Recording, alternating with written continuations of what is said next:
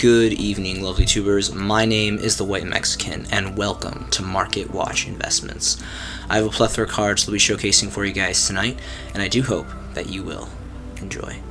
Getting these kickstart tonight is going to be Cap Shell, so this has been increasing just a small amount. I remember picking up multiple copies of these original first edition secret rares for a bone a piece, and now the price is about 4-ish bones, 5 if you factor in shipping. I'm looking specifically at stacks here for first edition, so if you guys have several of these, maybe you can send them off. I know I'm trying to kind of cop off a couple myself personally. But really great artwork. I love how they have these Pokeball looking things here. It's really cool. All around pretty great card, and I'm sure it's probably used in the Sprite variant or some level 2 variant like that. So pretty cool on that. Next is going to be Overdrive Teleporter. So still to the day, this is a solo print high rarity of secret rare dawning out of the very infamous, the very legendary CSOC Crossroads of Chaos, the infamous set that dawned Black Rose Dragon, one of the most infamous synchro cards of all time. This card's pretty good. If you read the effect, it's pretty good. It's pretty cool artwork too. The sheer fact again that it's a secret rare and a solo print is pretty incredible. Any type of value of this card or any kind of variant of this card is 10 bones starting market price for unlimited damage, which is just really insane. Now, it really bothers me to get unlimited cards when they come in first edition, so we're going to go ahead and switch over to first edition variants, which immediately go to about 24-ish starting market price, and then the first lightly played first edition is 40 bones, and there is a single copy of Near Mint first edition for 200 bones. So if you guys have these laying around, I mean, it's an extremely old card, probably unlikely, but if you do, and if you can find a buyer, this is some really good value. I would definitely probably hold at least 1 to 3 yourself, though, personally, if you have them. Or sell them, or don't, if you don't need them. Next is going to be Injection Fairy Lily, original OG secret rare variants dawning out of the very infamous Gen 1 Legacy of Darkness LOD. Now, I wanted to take a look at the first edition copies for this specifically. And there's a couple damage ones for 20 bones. I mean, again, it's damage is very much a collector's card, so I really wouldn't recommend anything less than lightly played. Maybe like a lightly, moderately played. I have a couple mod plays myself, but the majority of the ones that I have are in between lightly played and near mint, I would say.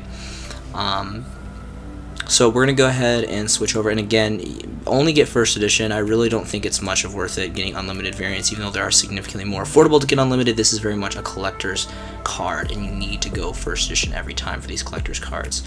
Starting market price for lightly played first edition is going to be 65 bones. There is one single onesie stack here for 67 for our near mint first edition. I'm surprised to see these in near mint conditions if they really truly are near mint. That's what you got to really be careful with TCGP platform, is sometimes things are listed as near mint and then you got to return it because it's lightly played, and then you got to message the seller and you got to wait for them to respond, and it's just a whole debacle, and you really want to avoid that situation. So sometimes it is better. I feel like a lot of players have that preference to go for lightly played when it goes for these high-end collector cards, but it's completely up to you guys on that. Just be aware that is a thing on these online platforms. But this, you can kind of see, it doesn't really show in this diagram here though, but not that long ago these were going for 100 plus, 100, 115, 113, 120 for near mint first editions, truly near mint. So to see these drop down significantly to, even though 76, 67 is really not chump change, it is significantly more affordable than what it was. So I think that's pretty incredible. Really quick, we're going to go ahead and take a look at a couple other variants. Now, again, ideally, I really do believe, because, again, this is a collector's card, you want to go for original prints, you want to go for first editions. Now, with that being said, there is alternatively Ultra Rares from Retro Pack 2 and Dark Beginning 2.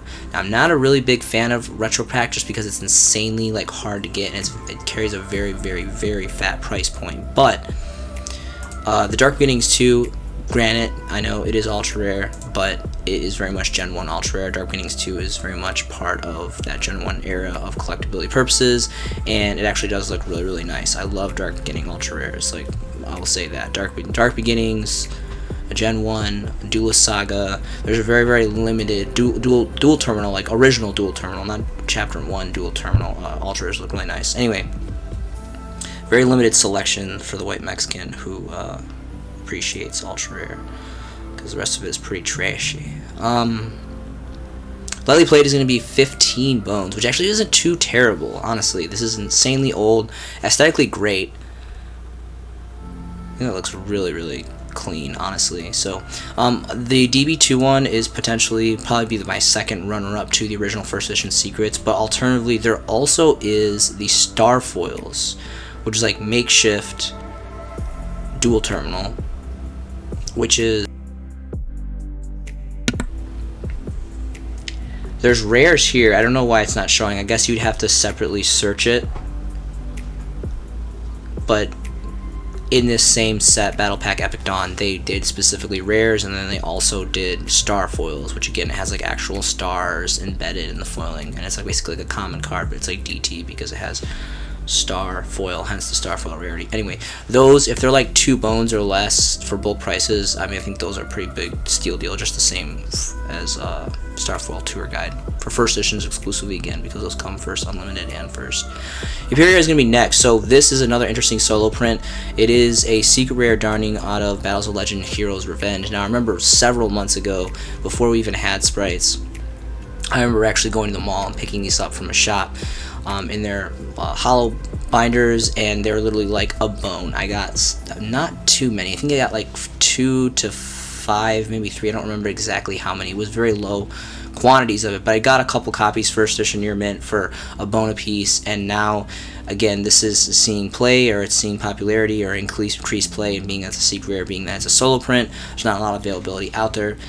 It is jumped up to 11 bones starting market price for first edition copies, and then just kind of trickles up after that, which is pretty insane. It is a pretty cool card. I mean, it's a jar of greed on legs, which is really cool.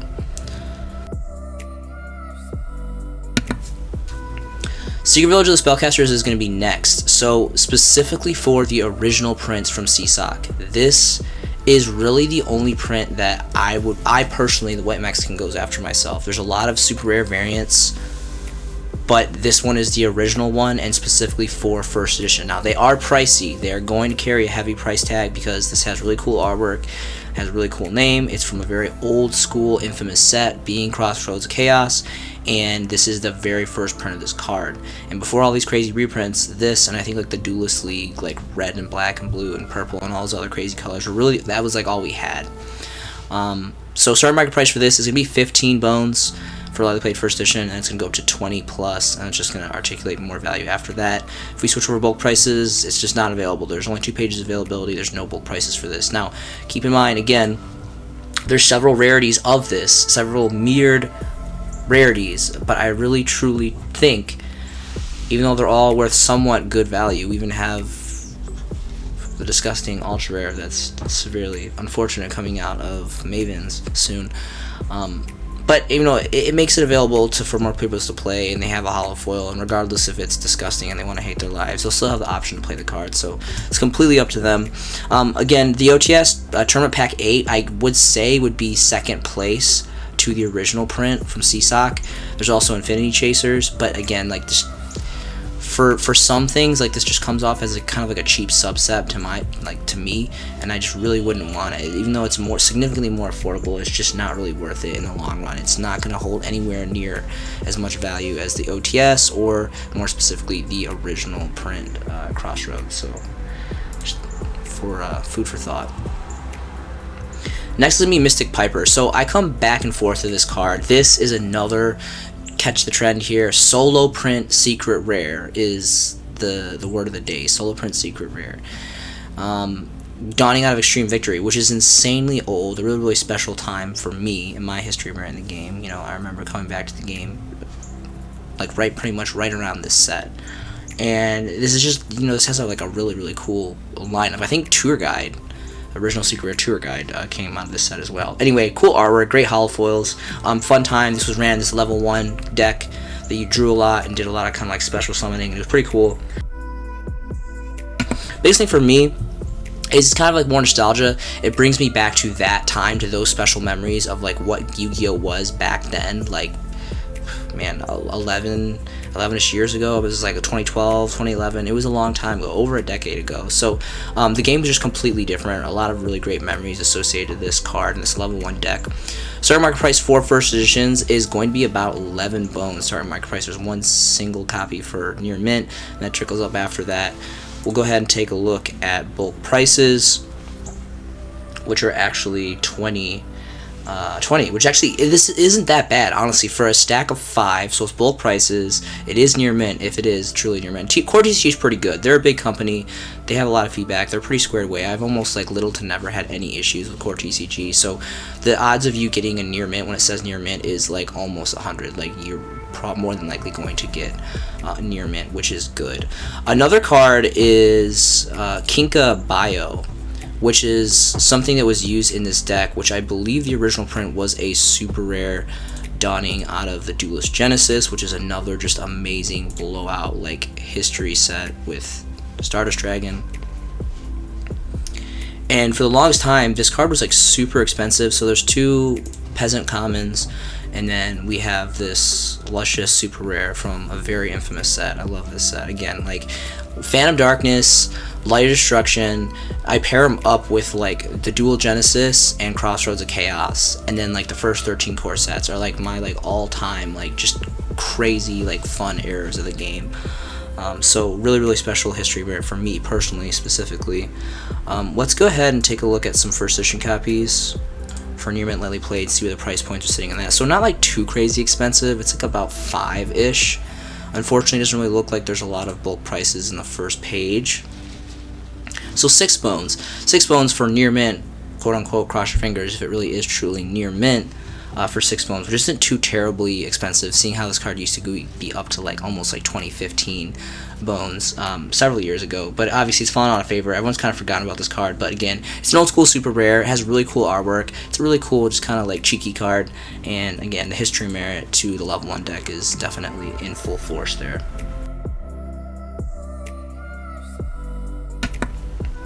Alley of Justice Cycle Reader is going to be next, specifically for the original Dual Terminal 3, not Chapter 1, but Dual Terminal 3 OG common rares. I don't remember if this came common or rare. It says rare, so I mean sometimes they have hiccups and they kind of get the rarities wrong, but I can't remember specifically. But this is going for pretty good money.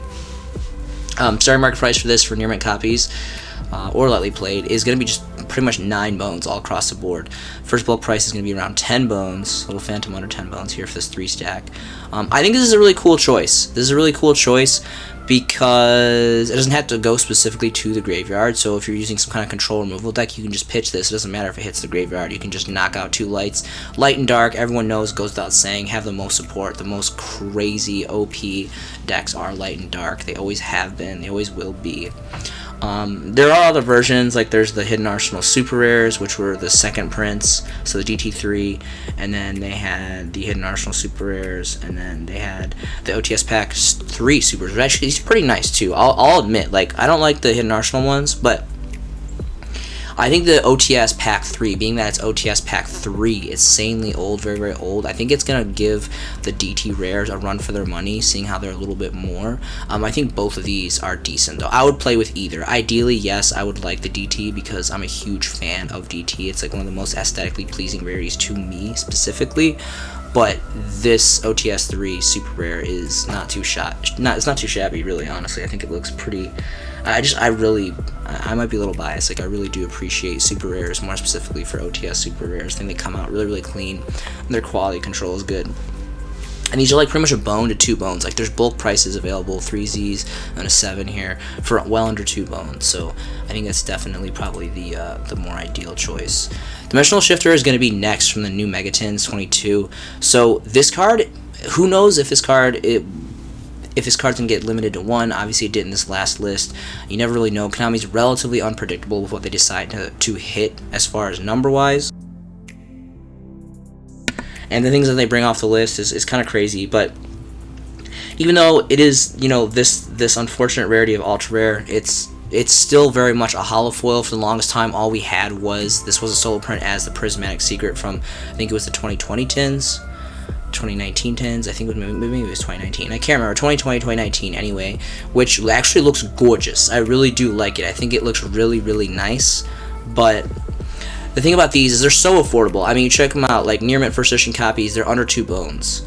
Even like right here, there's a fat stack of 401 for under 2 bones. Now, I don't think this card is going to stay this cheap in the long run. It may take a couple years, may take a couple months, I don't know.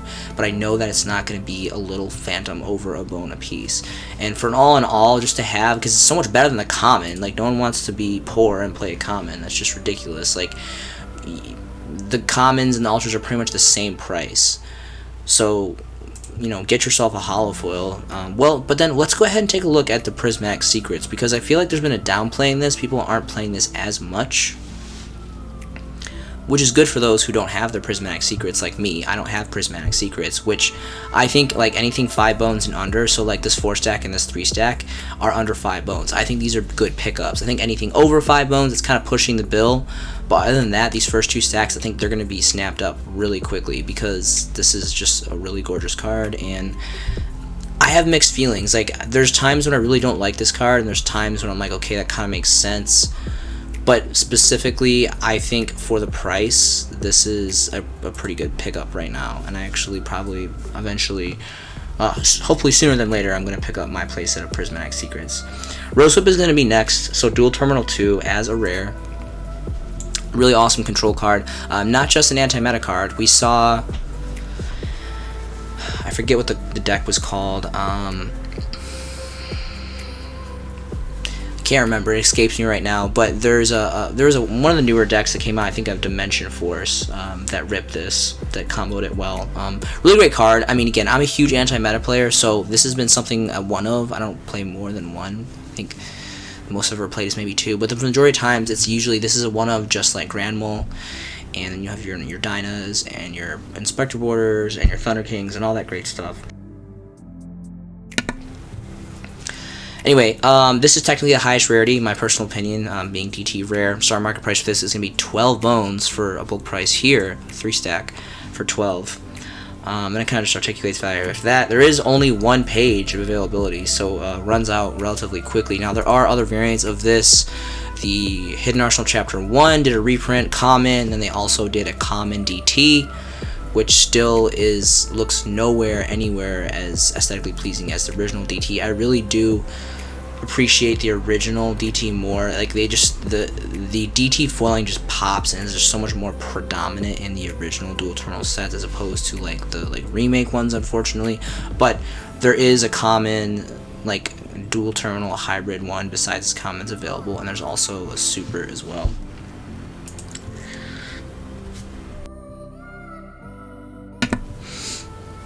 Medium of the Ice Barrier is going to be next.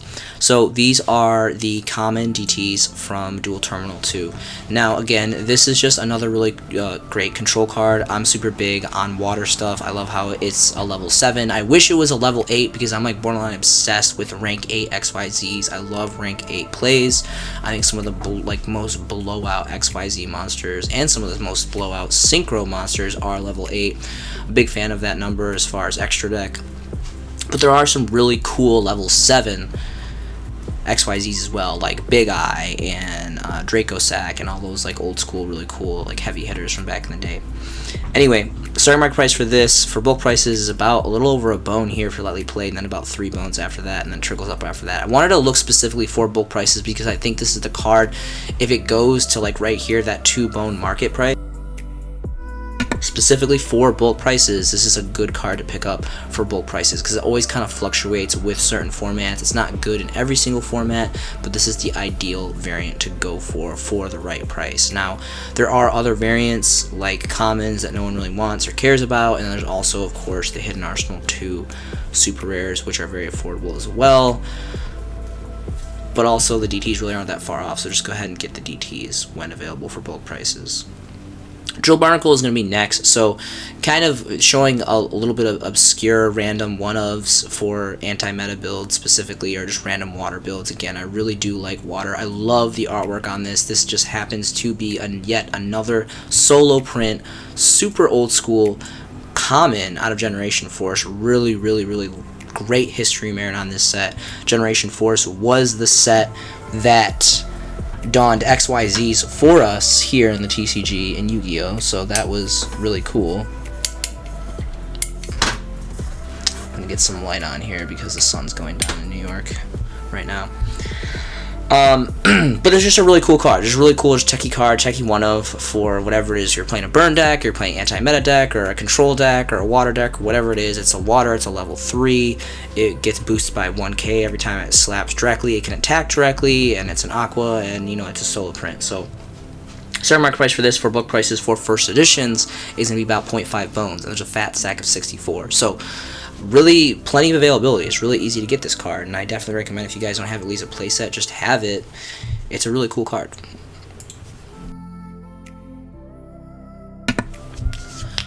Speaking of the era of Generation Force, Order of Chaos, I believe, was one of the sets to follow shortly after, and I love this card. This card, so like, there's something about Ultimate Rare XYZ specifically for, like, from this era of the game, like Order of Chaos, Generation Force, like Galactic Overload, Photonic Shockwave. These sets, like, their ultis just looked so immaculate and just so thick and beautiful, and just this card is amazing. And yes, there's like really dark history behind this card because this was used with, I believe, Wind Up Hunter to just, you know, hand loop your opponent, and it was really unfair, it was really cheeky, and it was just like really toxic. But I kind of like the dark history, kind of like Firewall Dragon with Dark Worlds, and that whole hand loop. Was it a hand loop? I think it was a hand loop. Anyway, in the time, it's really disgusting and gross, and no one really likes it, but like after that phase is over, like there's kind of like a sense of allure and like dark history that I really appreciate about like these just like really like overly powered cards. Still banned, by the way.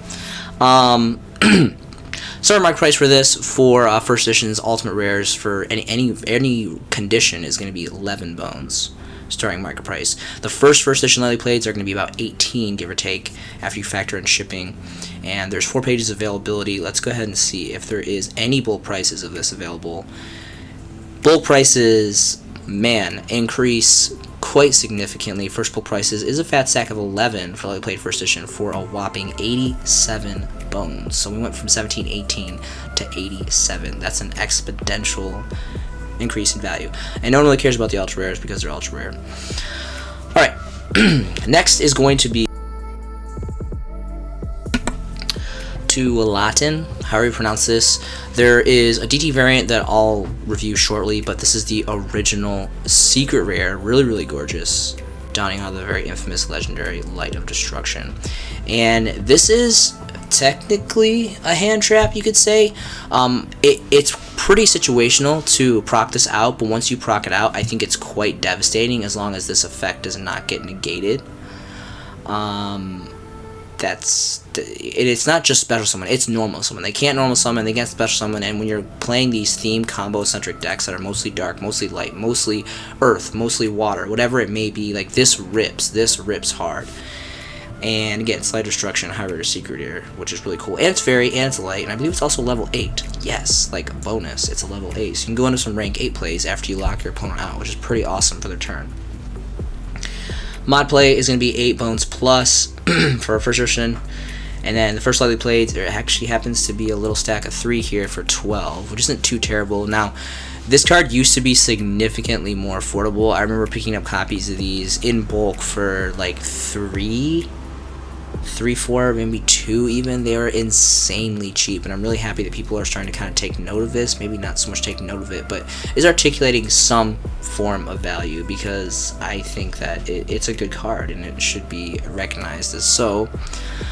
There's a super rare here from the Calendar Invent, and then there is the super rares from the Dual Terminal, and these, at least they were super affordable.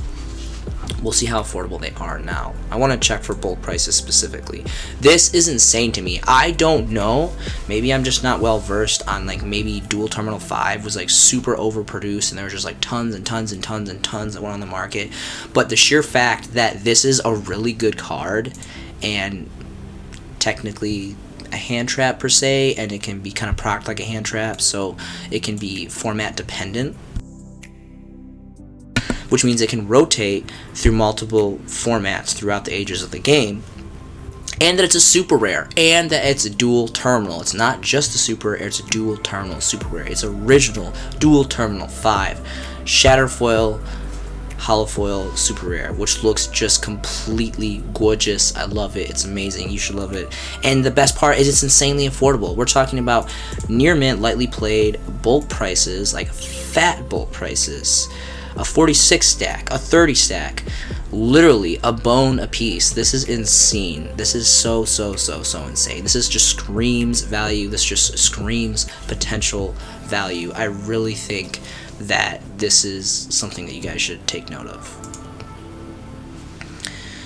Raiko is going to be next for the original super rares, again, out of Light Destruction. The majority of this other stuff is going to be Lightsworn stuff, and then I'm going to get into some Lost Art promotion complaints, but the rest of the video is going to be Lightsworn. So if you guys like Lightsworn, stick around. If you don't, I'm personally a huge Lightsworn fan. That was a really special era in Yu-Gi-Oh! For me, and I just think it's just an amazing engine, just like right up there with Dark World. Anyway, the original first editions are going for pretty good money. This is probably not a real seller. Starting market price for damage is going to be about 6, and then it goes to 13, and it's just expensive. This card for any type of first edition for the original Raikos is really good money. So if you have them, sell them. I would definitely keep at least a playset. Again, I would specifically invest in the super rares specifically, not the unlimiteds. I personally only have a few first edition supers myself, maybe 6 to 5, maybe 4. I'm not really sure. I know I have more than 3. Hopefully I have 2 playsets. I have a lot of cards, so I'm not really sure, but I know I have at least a playset plus. Ideally, there really isn't much other options unless there's a Starfoil, which there was a Starfoil. This is the common variant, but it very much did come in Starfoil, if I'm remembering correctly. So if you want a nice rarity that's not the expensive original supers, even though those are always going to be superior to any other variant, in my personal opinion, being the OG prints, go for a first edition Starlight Rare. First edition Starlight Rare. That's what you have to pair up for this card. Next is going to be Lila. Lila is, again, like the ultra rares just looked so amazing back, and I really miss these ultra rares a lot. I really miss ultimate rares in the core sets, and just kind of the quality was just unparalleled back then. Alright, so first edition copy starting market price is going to be 25 bones for any kind of condition, and it quickly trickles up to 50 plus, then just continues to climb up. But what we care about more specifically, and I'm just showing you guys because if you have a really jacked up one, I mean, like, you can sell it for good money, but ideally for holding value and for reselling or retradability purposes, you want to go for at least lightly paid. And again, I'm sure the unlimiteds are significantly more affordable. They're still good money. I sold a couple myself not too long ago, but if you're going to go all out, White Mexican Theory, if you're going to go all out, if you're going to go original print, ultimate rare, high rarity, you have to go first edition. Like, go all out. Like, don't, like, dip a toe in or put a foot in. You have to, like, jump in the whole entire pool. But, again, player preference. Starting market price for lightly played is going to be a Phantom under 80 bones for lightly played. And then near mint copies are going to start at 100 plus. These just look so beautiful. Like, can anyone look at these and say they aren't just completely amazing looking cards? Like, this is insane. Well, let's go ahead and take a look at bulk prices. There's one single stack of 5 for lightly played for just a Phantom under 100 bones a piece. Now, alternatively, there are the original ultra rares, which again are very much ultra rare, which is kind of okay, honestly. For this set, again, like, there's just something about, like, this era of Yu-Gi-Oh! They did cardboard really well, and I feel like the card stock and the production quality was really good, even for, dare I say it, these ultra rares. I apologize. I'm getting over, like, I've been feeling under the weather, so that's why I have to take these pauses. Okay, so again, first edition, definitely if you're gonna go for ultra rare, that mid rarity for like original print, you have to go first edition. And there actually is a stack of 3 here. Unfortunately, they're mod play, but they are very much first edition. So if you want a first edition original print to play with, again, emphasis on just to play with, it's already beat up. That's fine. I think this is definitely a really good, affordable alternative option. But if you want to sell it or retrade it later on and actually hold value, you're going to pay 11 bones for this lightly played stack of 4. And then lastly, 25 bones for near mint first editions, which is a good stack of 5. So some great alternatives.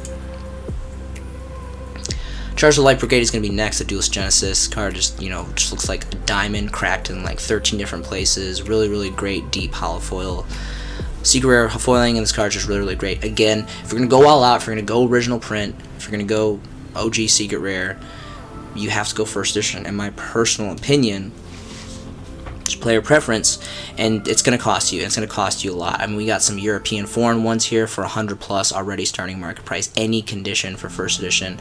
Looks like the first English first edition is 175 bones for lightly played. And then it looks like, is this English? That's a really colorful photo for condition. Anyway, 200 bones for bulk prices. One single stack of 4 from, again, infamous Core TCG for a whopping 400 bones. That is a very lustrous price point. I don't think they're going to get it, but boldness on them for trying.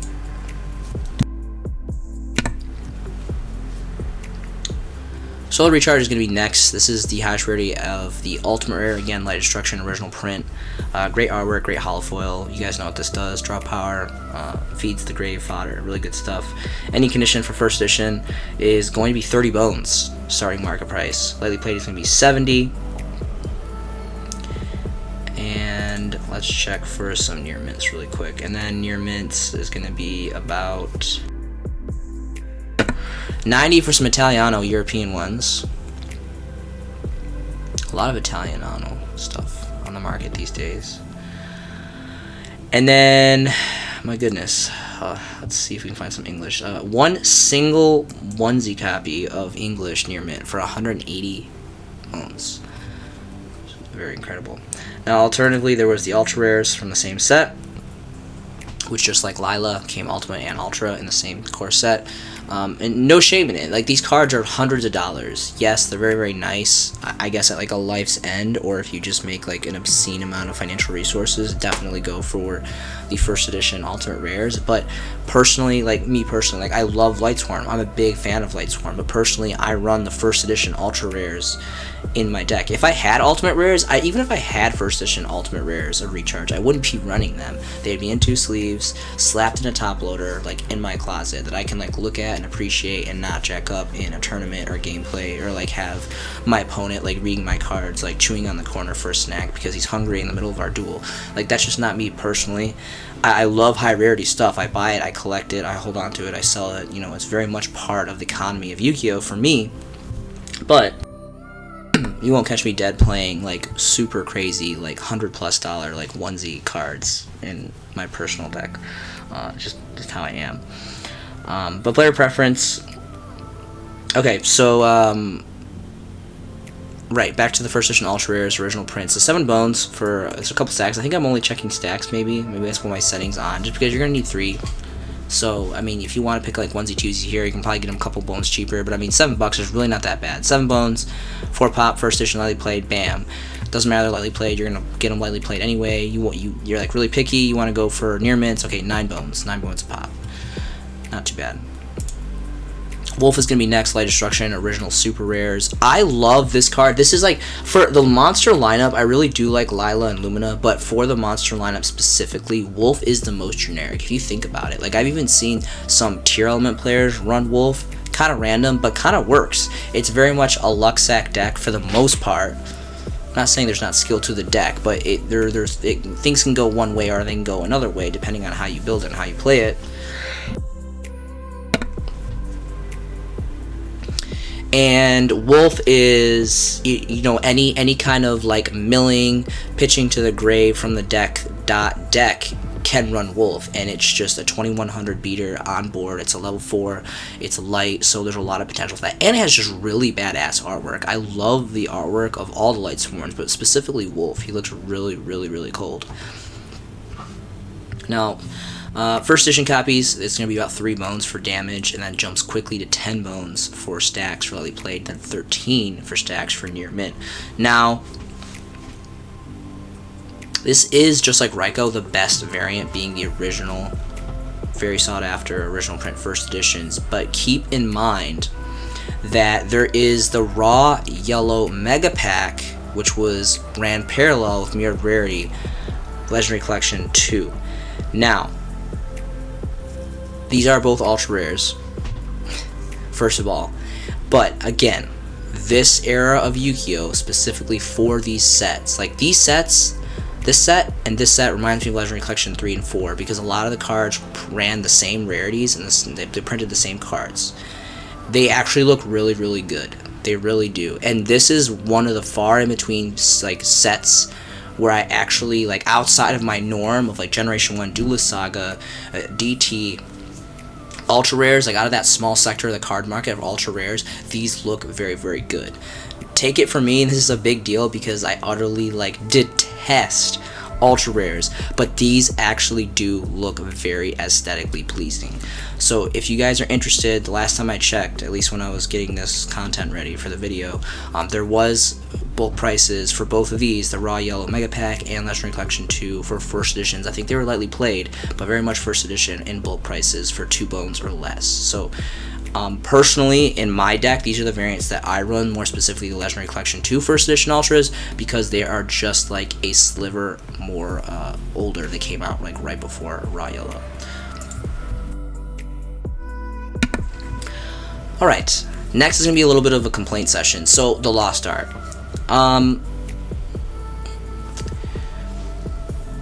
Well, let me just start with this. Okay, so I think it's great that Konami reached out and started kind of a new market for collectability purposes by giving us these uncensored artworks. Now, this is where the complaining part comes in. They gave us the worst card choices, like the worst. Skill Drain, pretty decent. Monsterborn, cool. Dark Magician, pretty cool. Dark Magician Girl, apologies. But literally, like, they gave us like one of the like the most cheese artworks of Dark Magician Girl. If they would have given the original Magician Force artwork, that would have been infinitely better in like every way. Like, this is okay, but compared to like all the other artworks, there's so many artworks of this card. Like, this is total cheese. Like, they gave us the most cheese variant of her artwork in uncensored, which I think is lame. Foolish Burial is cool. Solemn Judgment is cool because the halos, but I mean, it's kind of like minimalistic. It's literally just halos. I mean, it is cool, but it's very minute details. There's so many better cards that they could have picked.